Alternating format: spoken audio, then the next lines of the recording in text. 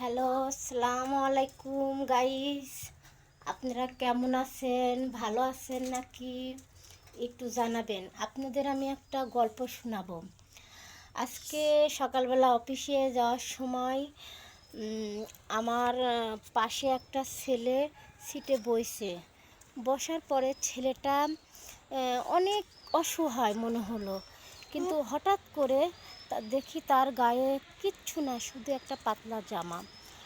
আমি জিজ্ঞাসা করলাম যে ছোটো ভাই, তোমার গায়ে সোয়েটার কই?